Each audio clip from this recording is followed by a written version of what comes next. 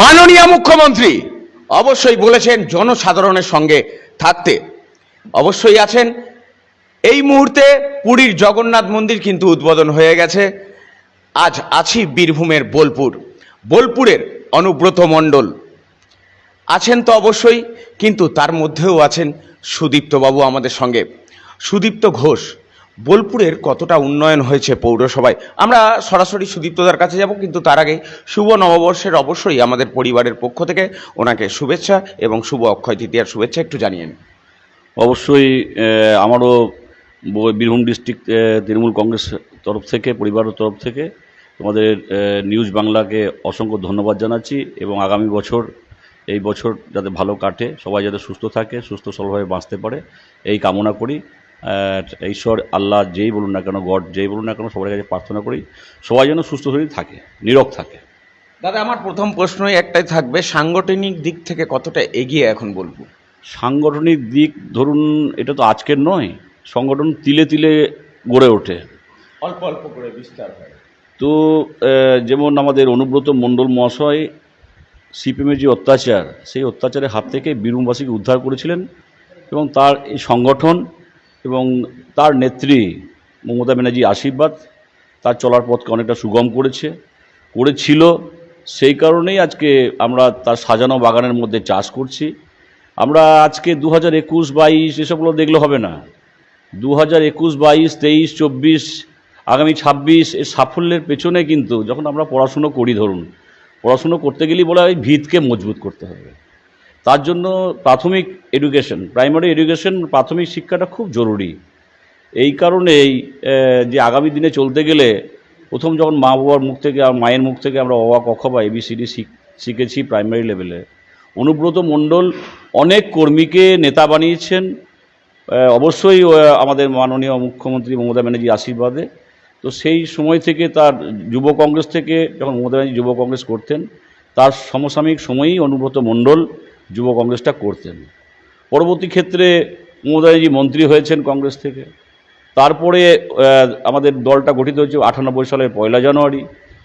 সেই সময় অনুব্রত মণ্ডল সবসময়ই মমতা ব্যানার্জির সহযোগিতা থাকতেন এবং কী করে সংগঠনটা করতে হবে ওনাকে শিখে এসেছিলেন। তো এই বীরভূম জেলা ছিল, বীরভূম, বাঁকুড়া, বর্ধমান যাই বলুন না কেন, এগুলো ছিল একটা লাল মাটির জায়গা। লাল মাটির জায়গাতে লালের আধিপত্য চরম ছিল। চিন্তা করতে পারবেন না গ্রামে গঞ্জে অত্যাচার। তো অনুব্রত মণ্ডল এবং তার সঙ্গে আমরা থাকতাম, তার সঙ্গে আমরা সাহচর্য দিতাম।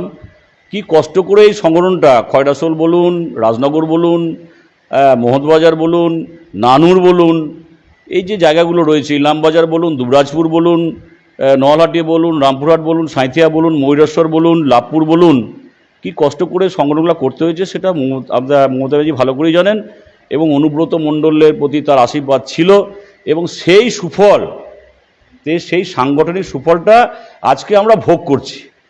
অনেকেই অনেক কথা বলবে, অনেকেই বিতর্ক বাড়াবে, দলে বিরোধীরা অনেক কথা বলবে। তো সেই জায়গা থেকে আমরা জানি যে একটা দলকে মজবুত করতে গেলে তার সংগঠনটাকে মজবুত করতে হয়। অনুব্রত মণ্ডল বীরভূম জেলায় সেই সংগঠনটাকে মজবুত করেছেন এবং আমরা জানি মমতা ব্যানার্জি আশীর্বাদ তার প্রতি ছিল, আছে এবং থাকবে। এই সাংগঠনিক ভিত্তি করেই আমরা 26-এ, আমরা 10টা ছিলাম, আমরা 21-এ, 26-এ আমরা 11টা বিধানসভায় বীরভূম ডিস্ট্রিক্টে পাবো বলে আমি মনে করি। বেশ, এটা তো গেল একটা সাংগঠনিক দিক থেকে। পৌরসভা, আপনি তো একটা দায়িত্বে আছেন, পৌরসভা কতটা উন্নয়ন হয়েছে মমতা বন্দ্যোপাধ্যায়ের হাত ধরে এবং অনুব্রত বাবুর হাত ধরে?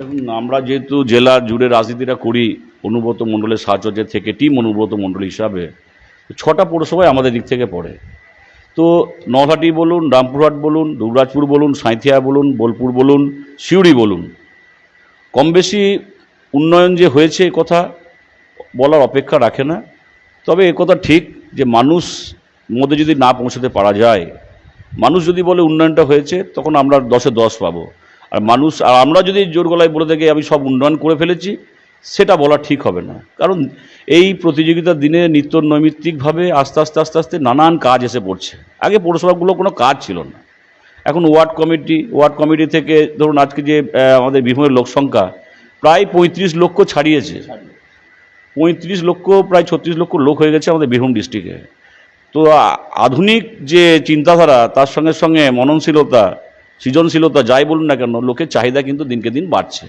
এই চাহিদাটা বাড়ানোর পেছনে যদি আপনি বলেন যে কারণ কি, আমি বলবো এই চাহিদাটা বাড়ানোর পেছনে কারণ হচ্ছে মমতা ব্যানার্জি।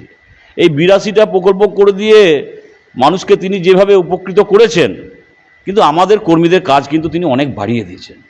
তো সেই মমতা ব্যানার্জির যে 85টা বা 82টা প্রকল্প, তার সঙ্গে হাঁটতে গিয়ে আমাদের কিন্তু আর জল খাবার সময় পর্যন্ত থাকছে না। যারা আমরা সংগঠনটাকে দীর্ঘদিন ধরে দেখি, অনেকের নানা রকম সংগঠন নানানভাবে দেখে, কেউ গায়ে হাওয়া লাগিয়ে দেখে, কেউ পায়জামা পাঞ্জাবি পরে দেখে, আর কেউ মাঠে ময়দানে নেমে ক্ষেত খামারে করে দেখে, আর কেউ বক্তব্যের মধ্যে দেখে।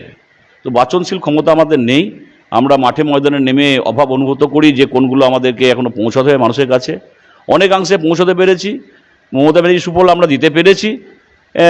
তা আগামী দিনে আমরা চেষ্টা করব যে মমতা ব্যানার্জির যে সুফলগুলো আছে, এবং সেক্ষেত্রে কেষ্টদান অবদান অনস্বীকার্য। ধরুন আমাদের এখন ভোটার লিস্টের কাজ চলছে, এক এক দিনে আমাদের এক এক জায়গার খবর আসছে, আমাদের 60% হয়েছে, কোথাও আসছে 40% হয়েছে। অনুব্রত মণ্ডল পুঙ্খানুপুঙ্খভাবে খবর রাখছেন যে কোন ব্লকে এবং কোন শহরে হয়নি। যেমন এই রিসেন্ট আমি দেখলাম, হঠাৎ করে দেখলাম সব কাউন্সিলর উপস্থিত পার্টি অফিসে। আমি কী ব্যাপার, অনুব্রত মণ্ডল দেখেছেন যে 4-5টা ওয়ার্ডে ভালো করে হয়নি। আমি তারপর দিন গতকালকে দেখলাম যে সব ওয়ার্ডই 100% হয়ে গেছে। এটা যে অনুব্রত মণ্ডল ম্যাজিক। অন্যান্য ব্লকগুলোতে খুব ভালোভাবে এগিয়েছে এবং শেষ হয়ে গেছে। হয়তো 2-1 দিন বেশি লেগেছে, লাগতেই পারে, কারণ ওই বিজ্ঞানী যুগে এই ইয়েগুলো আমরা অ্যাপসগুলো বোঝা খানিকটা দুষ্কর, সবসময় আবার নেটের কানেকশনও থাকছে না। তো সেই জায়গায় দেখলাম অনুব্রত মণ্ডলের সাংগঠনিক দক্ষতা ওই জায়গাটাতেই, এবং তিনি কর্মীদেরকে ধমকান চমকান, আবার কর্মীদেরকে গলার মধ্যে আবদ্ধ করে নেন। এবং বীরভূমের মানুষেরা তিনি যে এসেছেন আবার ফিরে একটা জায়গায় পৌঁছেছেন যে আমাদের বীরভূম শান্তি থাকবে। কারণ অনুব্রত মণ্ডলের প্রথম পদক্ষেপ হচ্ছে গিয়ে আমার জেলা শান্তি থাকুক, আমার জেলা হানাহানি, বারবার তিনি একটা কথা বলেন, হানাহানি চলবে না, সবাই মিলে থাকতে হবে, সব মানুষকে সম্মান শ্রদ্ধা করতে হবে। কে কি কোন দলের হলো, মমতা ব্যানার্জি যখন কোনো বর্ণ ধর্ম দেখেন না, কোনো দল দেখেন না, সেভাবে 82টা প্রকল্প চালু করেছেন। অতএব তিনি সেই জায়গা থেকেই আমাদের অনুব্রত মণ্ডল সেই কাজ করে যাচ্ছে। আমরা তার ডায়ে বায়ে থেকে আমরা জানি সংগঠন কার দ্বারা হবে, কার দ্বারা হবে না। তো এই সাংগঠনিক দক্ষতাকে আমরা অস্বীকার করতে পারি না, পারবো না। বেশ বেশ বেশ, অসংখ্য অসংখ্য ধন্যবাদ। পুরীর আদলে জগন্নাথ মন্দির, মমতা বন্দ্যোপাধ্যায়, কি বলবেন সাধারণ মানুষের জন্য?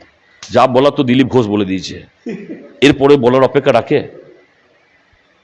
তাহলে কি দিলীপ বাবু আবার তৃণমূলে আসতে চলেছেন? না না না না না না না, আমি ভদ্রলোককে শ্রদ্ধা করি। তিনি 42 বছরে তার রাজনৈতিক জীবনে যে কর্মদক্ষতা, তার সঙ্গে সঙ্গে ধরুন আপনার